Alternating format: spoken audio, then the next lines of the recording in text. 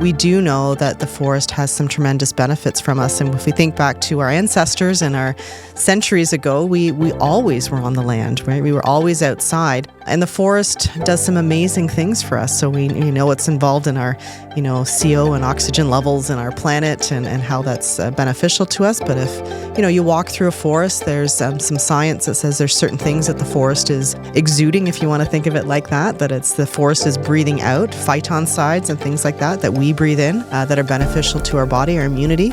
We know in the soils, when you get your hands in there, there's different kinds of good bacteria, not the bad kind, but good bacteria that can be there in the soil that's beneficial for us as well. You're listening to Ask Angela, the podcast that answers your questions about how to improve your mental health, connects you to diverse voices of wisdom and expertise, and helps you get the tools and strategies you need to live a more connected life. My guest is Laura Kielpinski, the Assistant General Manager of the Canadian Ecology Centre. She will guide us through the beautiful practice of forest bathing, what it is, how it differs from simply taking a walk, and the science behind why it's so healing.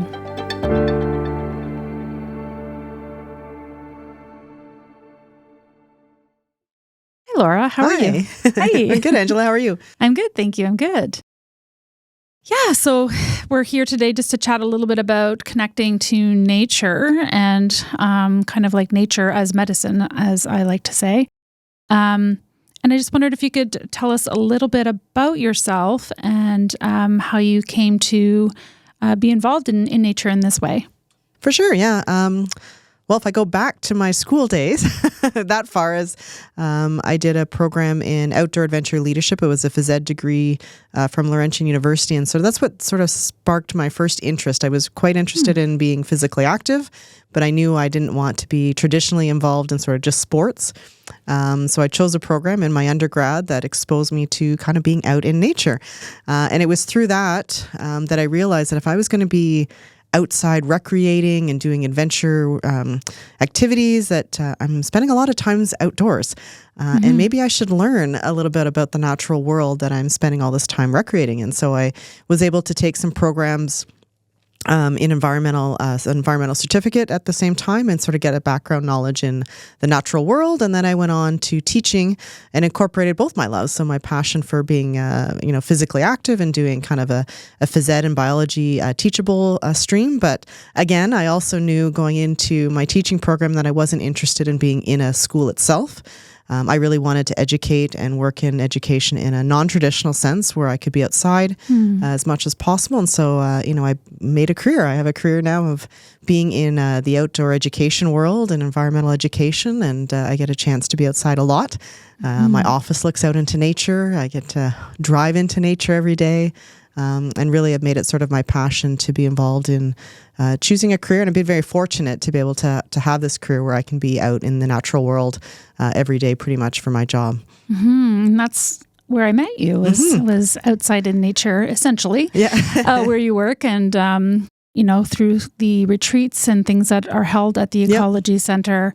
And the ones that you hold, and then the external people as well. And it's been absolutely beautiful. And I've participated in some of your forest bathing guided walks, which has been profound for me when I've engaged in those. And even though they're the shorter versions, as you say, still really impactful. So just curious about what exactly is forest bathing. We can start with that. Yeah, absolutely. Yeah. And it was sort of new to me when I came across it as well. It's funny enough, during COVID, I think a lot of us, and myself included, had to kind of explore a little bit about, what do I do if I don't have a job when this is, I work in outdoor education. And so people weren't traveling when COVID hit, weren't utilizing our services for school trips and doing those sorts of things. So I started to think about, what do I want to do? And I came across forest bathing.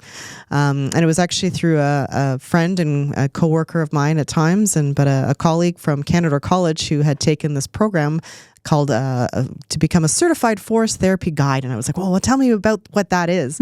And so I was able to learn from her. But essentially, what it sounds like when you say forest bathing, it's not about actually getting the shampoo and conditioner out and going out into the forest and getting clean, but it translates from Japanese actually, which is Shinrin Yoku, and I may have the pronunciation a little bit off, but I'll do my best as a Western person. But in Japanese, it literally translates to forest bathing, and what it really means is about taking in all that the forest atmosphere provides for you and the benefits that the forest provides. So we call it forest bathing, but it really is about having a sensory experience with the natural world.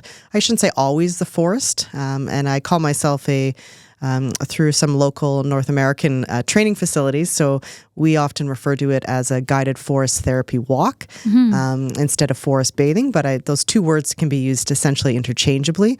But it's about just getting outside into the natural world through a whole series of invitations and other things to expose people to maybe just seeing the natural world in a different way than you might have just going on your own, but also reaping a lot of the benefits that our natural world provides for us just as is. When you yourself go sit out on your deck, or you go in your backyard, or go into the garden, or just go for a walk in the forest yourself as well. So the bathing is the therapy. Right? Yeah, for sure. Yeah, it's bathing in the benefits, right? Taking in what the forest can give us. And so I'm not a biotanist or a botanist or a biochemist, or, that's not my training and background. So I won't pretend to know exactly all that's going on, the magic that's happening in the forest. But we do know that the forest has some tremendous benefits from us. And if we think back to our ancestors and our centuries ago, we always were on the land, right? We were always outside. And the forest does some amazing things for us. So we know what's involved in our, CO and oxygen levels in our planet, and how that's beneficial to us. But if, you walk through a forest, there's some science that says there's certain things that the forest is exuding, if you want to think of it like that, it's the forest is breathing out phytoncides and things like that we breathe in that are beneficial to our body, our immunity. We know in the soils, when you get your hands in there, there's different kinds of good bacteria, not the bad kind, but good bacteria that can be there in the soil that's beneficial for us as well. So there's all these things that are happening in our natural world that provide great health benefits to us. And when we go outside and expose ourselves to that, then we have that opportunity to reap those benefits, and they can have wonderful effects for not just our physical well-being, but I think most of us know it has a great effect on our mental and emotional well-being as well when we spend time bathed in that natural environment or forest environment, whatever that may be for you. Yeah. And how did it start, forest bathing? You mentioned. Yeah, in Japan. So in Japan, they, and I think we've noticed, as I say this, you'll say, oh, this is true to our own culture and our own society. But the Japanese government recognized that as people were moving from those sort of rural areas and going into these more urban areas, the big city centers, that the health was declining of their people.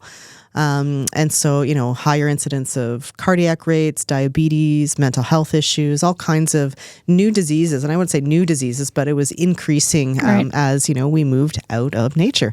And so, no surprise, right? That when we get out of our natural space that we're meant to be in, we are an animal species, so to speak. We're meant to be outside. And so they wanted to do some science research too. So they did some research as well. To look at what would be the benefits if we were to create little walks or experiences where we can be out in the natural world. And so different studies were done. And actually, there's lots of studies that are being done now, too, around the world by, much smarter people than myself that, study the plants and are medical doctors as well, but looking to see what is actually the forest doing for us. But so what they were able to do is look at things like our cortisol levels, our stress hormone levels, and through saliva tests. And, they found out as you did this test before a walk, they were at a higher level or more stress levels. And after the end of a walk, the stress levels had reduced. Crazy, eh? Yeah, we would feel better. Yeah. But other things, even like heart rate and blood pressure, those things improved as well after that walk, and could actually see the benefits for days or even weeks later. So it sort of started back in the 80s, and that's so it's not recent. Forest bathing has been going on for a long time, especially in Japan, but it's actually translated all around the world. I've trained with people that were from across the globe through the training that I did. And so it's kind of a growing, you might say it's maybe trendy in some ways, but it's not new. It's nothing, not new science. It's not new experience. Right. We know that we're meant to be outside. It's where we were always until, really the last 100 years, even last 50 years. It's changed dramatically, our move from outdoors to indoors. And so, it's where it started in the 80s, and it's sort of expanded here in North America. We have some training facilities that do certified forest bathing guides. And so maybe the next question you might ask me, Angela, is like, well, what is a guided forest bathing walk versus forest bathing? I don't know. Yeah, actually, I have that question in my mind as well. So, what is that compared to just a regular walk? How does that actually look? Maybe take us through a walk? So, there's the idea of just forest bathing, meaning you might just go out. And I know a lot of us will probably say, well, I go out all the time in the forest and I, go out and explore and I get nature time, and that's wonderful. You should keep doing that. That's amazing to spend that time and getting to reap the wonderful benefits of what nature is providing for you. So absolutely do that all the time as much as you can, even 5 minutes a day if that's all you've got. But to go on a guided forest therapy walk or a guided forest bathing walk means you have a guide. And that would be me, for example, or someone like myself that's taken the training. And it's an intentional, I would say, like a sensory experience. So I take a group, and I know, Angela, you've participated in a few of my guided walks in the past too. I have, yes. But we take you out to, in some ways, remind you of how to engage some of your senses as you go out. So I know, you may go out for a walk and you're like, I walk by here all the time, but have you actually taken the moment to actually see what's in front of you, or touch what's in front of you, or hear what's around you, or smell your surroundings? So as a forest therapy guide, my job or my role is really to open the door to different experiences that are out there, different senses you might want to explore and see what the forest provides for you. So we do that through invitations. And it's a very purposeful language, a very purposeful sort of format or a role I kind of follow, but to sort of help guide people. And it usually starts with sort of an introductory opening sensory experience. And so, I like to think, what are all the senses that we use on a day-to-day basis? We use our sense of sight. So I might invite you to kind of just look around and take notice more than just walking past something. And I think we've all encountered that before, where you've gone on a walk and one day you see something that's always been there, but you just didn't notice it until now. We'll listen to things around us. And again, we sometimes hear that, or I didn't realize all of a sudden the birds started chirping. Well, they didn't just start chirping. They were always chirping. We just had a moment to start noticing that. Notice the smells, maybe even touch the ground that we're sitting on, or notice how our body touches the earth. And so paying attention to that. Maybe even tasting. And so, sometimes I'll bring some food or chocolate or fruit. Just to sort of explore chocolate. To taste some food and sort of really enjoy that. But also then to, not that I'm going to encourage you to go taste everything outside in the natural world, because there are things that are unsafe. But, sometimes, are there tastes out there that, berries, if it was strawberry season or raspberry season, I can maybe taste what's out there, or even just taste the air. Does the air have a taste? And then I like to explore some of the other senses, things like our heart sense. And that's sort of that feeling that we get when something feels really good. Our body sense of recognizing our body. And that's something that I think maybe in the Western world in particular, but a lot of us, we ignore those things. When our body is sore or tense, we just keep plugging away. If we have a bit of a cold, do we rest and see what our body's telling us? So exploring what our body needs. And then one of my favorite scents to play with during forest therapy is the imagination. We lose that as adults, and we forget that we should maybe sometimes imagine things or play a little bit. And so the forest or the natural world provides lots of opportunities to sometimes find or see or experience a mysterious and a fun, playful way. So often my walks will begin with sort of that sensory opening. Well, some might call it a meditation kind of experience, but it's not always meditative. But sort of a guided imagery, a guided meditation to get our senses open. And then we'll continue on, up to 2.5 hours in length. But often, I know, Angela, you've participated in what I call them try a forest bathing or a intro to forest bathing walk, about an hour and a half, just to kind of expose you to what it's like. And we'll go through a series of invitations to kind of get you to try out some of your senses on a nice little walk. It's beautiful. The invitation to do that in that context, in that space. I'm just, as you're saying it too, my nervous system is sort of just like reflecting back on it, how beautiful that experience was and how like calming and how connected you actually feel in those moments. Yeah. And I think it's about slowing down. And so a guided forest therapy. And I say walk, but everyone thinks, okay, where are we going? The destination's not important, actually. It's one of the rare opportunities when we go for a walk that there's no destination, because it's not about speed. It's about slowing down and noticing things. And so I find that's one of the hardest things for participants is to... Yeah, we're just going over there. We're just walking 100 meters for the next 2 hours. How is that going to do anything? But it's not. It's not about the distance. It's not about learning. Yeah. Although I love to do interpretation, because environmental education and learning about what's out there is important to me too. Just like I like a good hike that gets my cardio going and my legs going. But this is not that. It's more about reconnecting to the land and paying attention and noticing what's around us. So often the walks might be 100 meters, 200 meters, maybe half a kilometer at most.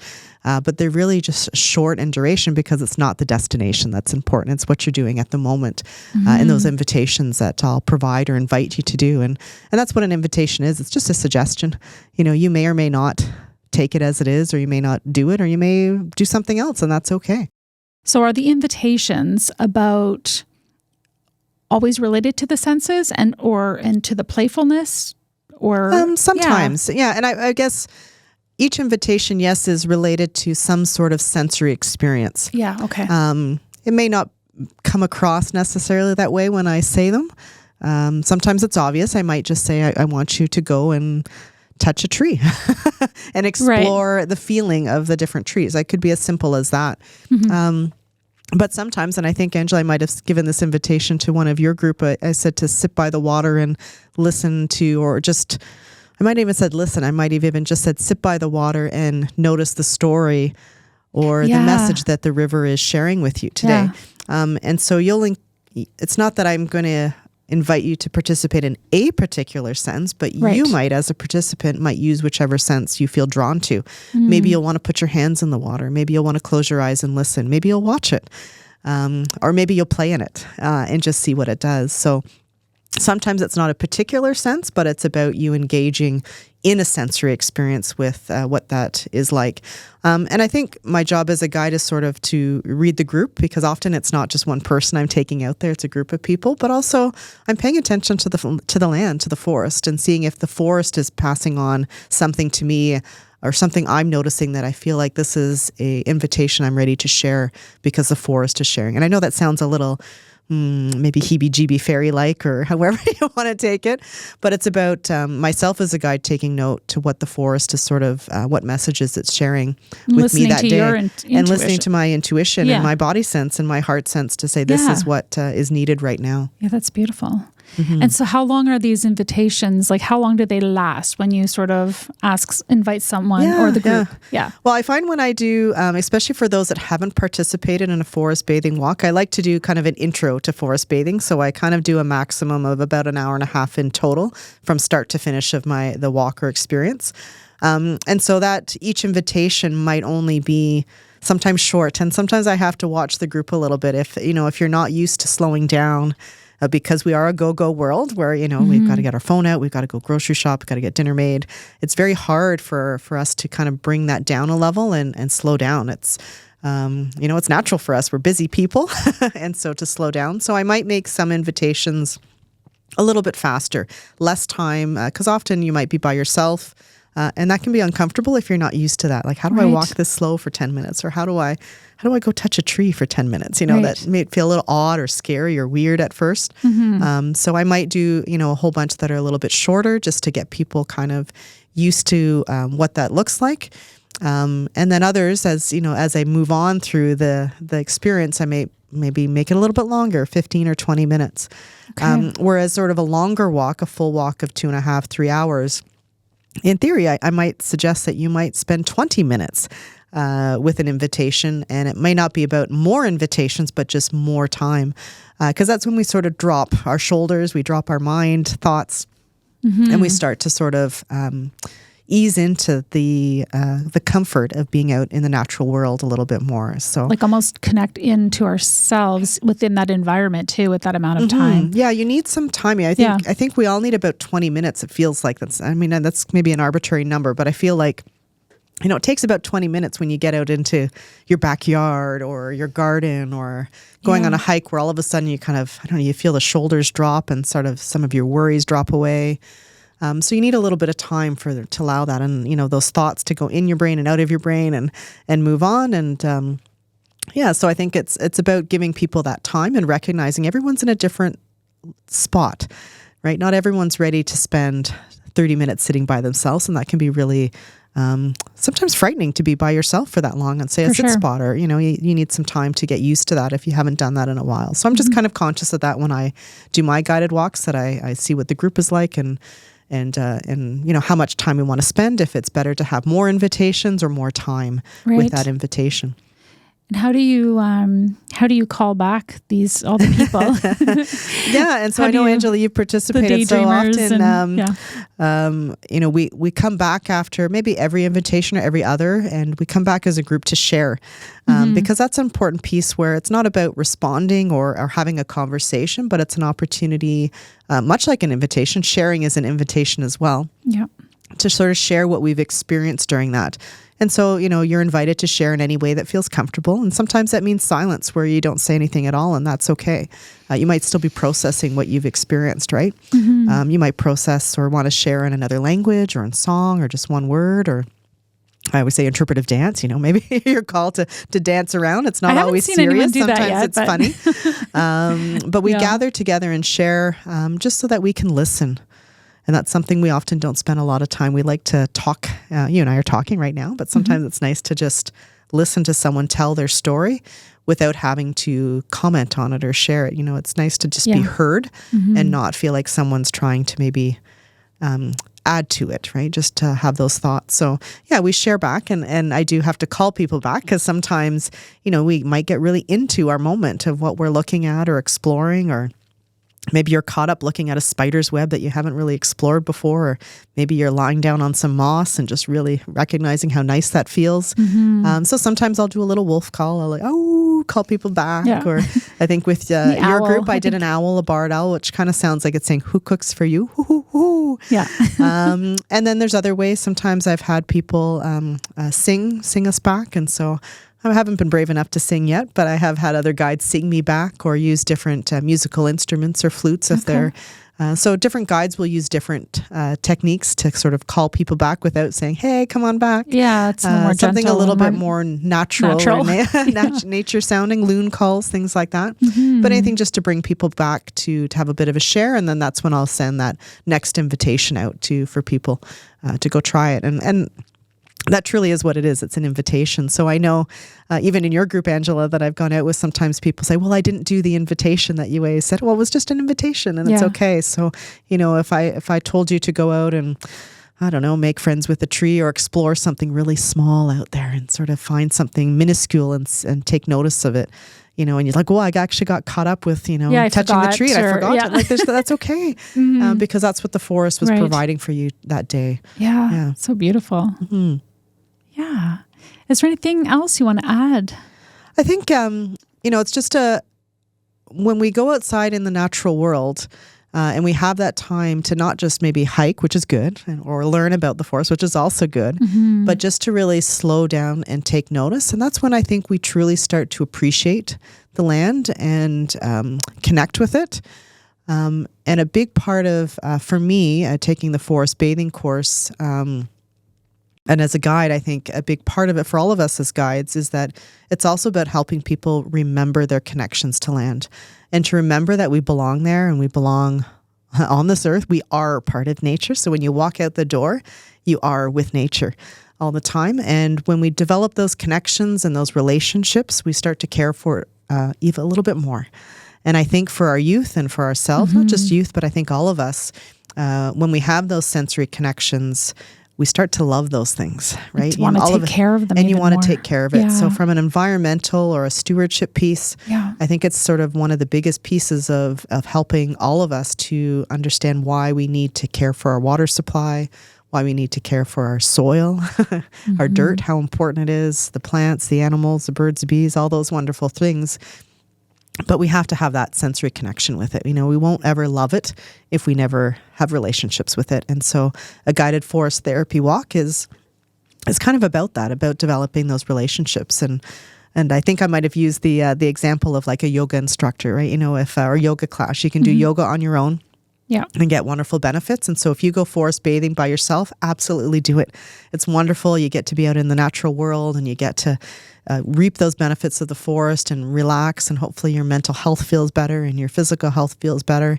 But you can also take a yoga class. You can also go with a guided forest therapy guide and you'll get different benefits because we'll provide that invitation or different things that maybe you won't have thought of. For sure. And open your eyes or your ears or your touch or your other senses in a different way that maybe you would not have thought of. And so I think try both if you get an opportunity. Go out and spend, 5 minutes in the forest and connect and just slow down. Even if you're sitting on your balcony with a plant beside you, that's forest bathing in a very simplistic form of just spending time in the natural world. And if you get a chance and have a guide in your neighborhood or in your community, when there's someone's offering a walk, go out and try it and sort of see what it feels like and see how that settles with you so that you can maybe, just experience the land in a different way. Yeah. And so do you have any sort of guided things coming up in the near future? Yeah. Well, I haven't done too many just as forest therapy guides, but I often, I work at the Mattawa Ecology Centre. So environmental and education is a big part of what we do. So the next ones I have coming up tend to be involved in event weekends. So we have, sometimes we have a Wild and Fit Women's Weekend that's in January. We'll often encourage or incorporate an optional forest bathing walk in that.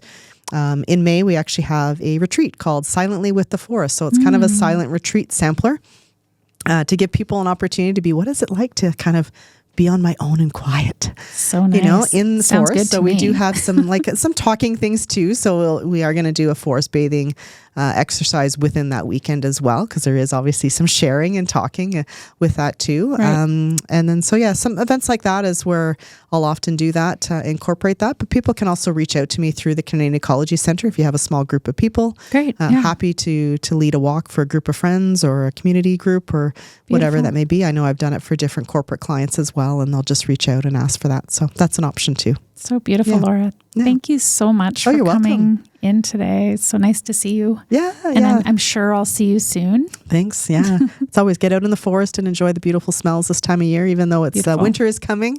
It's such a beautiful time I always say there's no such thing as bad weather, right? It's just bad clothing. So get out there and enjoy and have fun and the natural world has so much beauty to share at all times of year, regardless of what the weather is.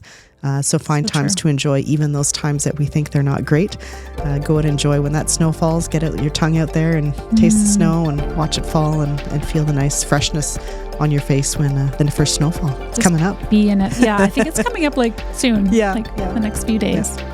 Thanks again, Laura. You're welcome. Thanks, Angela, for having me. I hope you've enjoyed this episode.